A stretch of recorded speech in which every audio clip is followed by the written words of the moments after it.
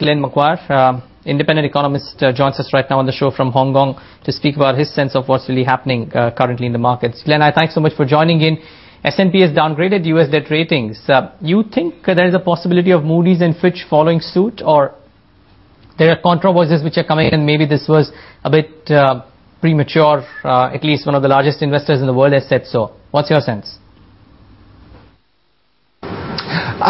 In the near term, no. I think with the S&P decision, it certainly was one of the boldest decisions in their 150-year history. It was based more on an assessment of the political stalemate that has emerged in Washington. It wasn't so much an arithmetical sum of the numbers. Indeed, there proved to be an error there.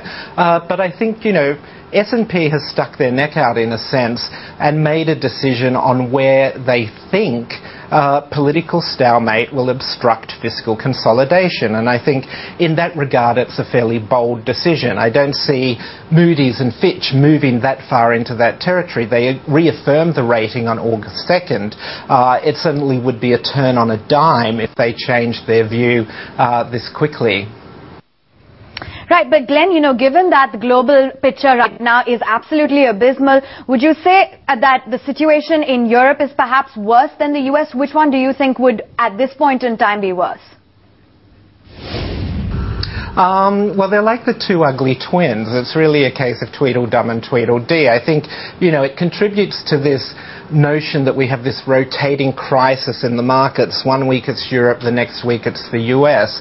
I think what the US still has going for it is that it's the world's reserve currency, and it's also the deepest and most liquid bond market in the world, which is a point Treasury Secretary Geithner has been highlighting quite vigorously in the past 6 hours. When you look at the Euro bond market, and it does highlight one of the failings of the European project. It's still a case of segmented bond markets. You have the German bond market, the French bond market, the Italian bond market, etc., etc., and together they sum up to something that approaches the depth and liquidity of the US Treasury market. But as this recent crisis has shown, they're clearly quite fragmented and not immediate substitutes for each other. So I'd have to say, and to a certain extent, given Treasury yields were declining over this entire debt ceiling debacle, US probably still has it over Europe at this time. Glenn, UBS says that investors were already factoring in a downgrade and hence the reaction in the markets would be muted. Of course, the markets are showing the global markets are showing something else, and there are others who of course say that risk aversion may last for some time, which is likely to have an impact on risky assets worldwide. What's your view?